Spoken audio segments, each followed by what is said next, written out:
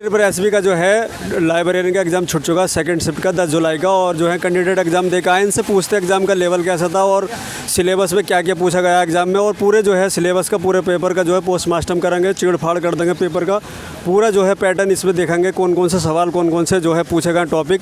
आपको जो है पेपर देते टाइम कैसा लगा कि प्रीवियस से आसान था या इस बार टफ था? इस बार टफ था प्रीवियस से पहले टफ था। आपने प्रीवियस लगाए होंगे, प्रैक्टिस सेट लगाए होंगे, तो आपको यहाँ पर टफ लगा इस बार? हाँ जी। अच्छा, इसमें बात करें जैसे मैथ है 20 नंबर की और जी के है 20 वगैरह तो मॉडरेट थी पूरी। रीजनिंग बहुत आसान थी, सॉल्व हो रहे थे सारे क्वेश्चन। मैथ और रीजनिंग आसान थी, ठीक ठाक तो थी। इसमें मैथ किस लेवल की पूछी थी और कौन कौन से टॉपिक ज़्यादा थे? मैथ 12th लेवल की थी, बस ज़्यादा नॉर्मल नहीं थे। आपकी कैलकुलेशन वर्क था और 2 सवाल साधारण ब्याज से आए थे, एक चक्रवर्ती ब्याज था और नॉर्मल क्वेश्चन आए थे, 20 क्वेश्चन थे बस। अच्छा, ट्रेन ये या नावधारा के चैप्टर से थे इसमें? नहीं, इसमें एक भी नहीं था। ट्रेन का नहीं था? नहीं, स्पीड का क्वेश्चन था एक। स्पीड वाला था? स्पीड का क्वेश्चन था एक। इसमें वो प्रॉफिट लॉस से था कोई? प्रॉफिट लॉस से 2 क्वेश्चन आए थे। अच्छा, तो टफ थे या आसानी से बन गए थे? एक टफ था, एक आसान था। अच्छा, इसमें जो है बोर्ड मास सरलीकरण वगैरह वो एक क्वेश्चन आया था बोर्ड मास का, जिसमें सिंप्लीफिकेशन करना होता है। आपको साइन मार्क दिए जाते हैं जिसमें प्लस माइनस होता है, एक समीकरण पूरी सॉल्व करनी पड़ती है और एक इक्वेशन का सॉल्व आया था बस। अच्छा, इसमें जो है एलसीएम एचसीएफ से भी था कोई क्वेश्चन? एलसीएम से कोई सवाल नहीं था। अच्छा, इसमें नंबर सिस्टम से कोई क्वेश्चन था, संख्याओं पर आधारित? नहीं, संख्याओं पे भी कोई नहीं आधारित था। नहीं। अच्छा, इसमें एज रिलेशंस की बात करें, एज के चैप्टर रीजनिंग में आई थी एज रीजनिंग में क्वेश्चन आए थे एज से। हाँ। अच्छा, तो रीजनिंग में जो है कौन कौन से टॉपिक और ज़्यादा थे? जैसे ब्लड रिलेशन है, रैंकिंग है, वो सब मॉडरेट था, एक एक दो क्वेश्चन सबसे उठा रखे थे। अच्छा, नॉन वर्बल से भी ज़्यादा थी रीजनिंग इसमें? नहीं, वर्बली थी। अच्छा, वर्बली थी ज़्यादा? वर्बली थी। अच्छा, जीके में बात करें जो हिस्ट्री है, ज्योग्राफी है, करंट अफेयर है, कहाँ से ज़्यादा क्वेश्चन? करंट अफेयर 2 से 3 क्वेश्चन आए थे और नॉर्मल जीके थी, जैसे अपनी लाइब्रेरी साइंस से रिलेटेड ही था थोड़ा बहुत कुछ उसमें। अच्छा, आपका एक पार्ट लाइब्रेरी से साइंस से आई होंगे 100 क्वेश्चन।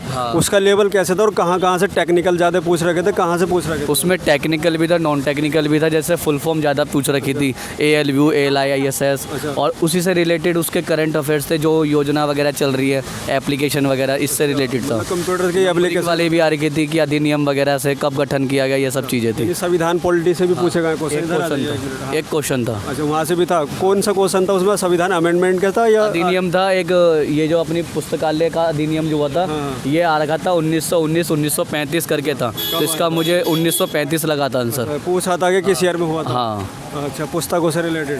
अच्छा, और जो है 1 मिनट और रुक जाइए बस, उसमें हिंदी बाकी रह गए ना? हिंदी से जैसे हिंदी में आपको संधि विशेष थे, पर्यायवाची शब्द, विलोम शब्द, ऐसे क्वेश्चन आ रखे थे, और वाक्य शुद्ध करने वाले आ रखे थे। शुद्ध वाले भी थे? हाँ, वाक्य आगे पीछे वाले थे, उसको भी कन्वर्ट से सही करना था, ये सब। हाँ हाँ हाँ। अभी इसमें मुहावरे भी? मुहावरे एक आया था। कोई याद है मुहावरा कैसा था? एक था आग पर नमक छिड़कना, ये सब चीज़ें थी, तो उसमें जले पर नमक छिड़कना होता है। पर नमक छिड़कना यानी, और हाँ। अच्छा, तो इसमें और जैसे संधि विशेष से था, तद्भव से संधि विच्छेद से था, एक था उचित का संधि विच्छेद पूछ रखा था, और एक और था, मुझे याद नहीं है क्योंकि इतने क्वेश्चन थे उसमें। समास कारक या रस छंद अलंकार तो नहीं? नहीं, ये सब नहीं था। मतलब यही थे, तत्सम, पर्यायवाची और मुहावरे, विलोम शब्द बिल्कुल वगैरह? बिल्कुल। अच्छा, गद्यांश भी था हिंदी में? गद्यांश वगैरह? गद्यांश था, प्रेमचंद का एक था, उसमें 3 क्वेश्चन थे। अच्छा, प्रेमचंद। हाँ, उसमें उनका विदेशी शब्द पूछ रखा था क्या था, और 1-2 क्वेश्चन थे बस। अच्छा भाई, यही था, यानी 6-7 टॉपिक थे हिंदी में।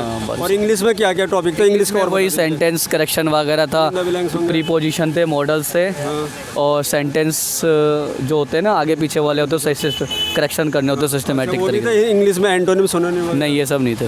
वर्ड मीनिंग वगैरह? आर्टिकल थे, और यही थे बस। ग्रामर से आर्टिकल, प्रीपोजिशन से भी थे।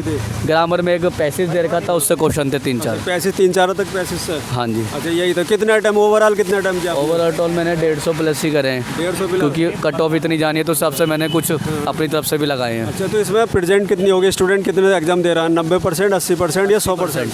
80% पेपर दे रहे हैं। अच्छा, 80% एग्जाम दे रहे हैं, और आपने जो है 100 कितने किए हैं? मैंने 150 प्लस किए। 150 प्लस ही किए? हाँ जी। चलिए, आपको जो हमारी तरफ से बेस्ट ऑफ लक कि आपका फाइनल सिलेक्शन हो। फ्रेंड, आपकी कोई क्वेरी रहेगी कमेंट बॉक्स में लिखना। चलिए, थैंक यू।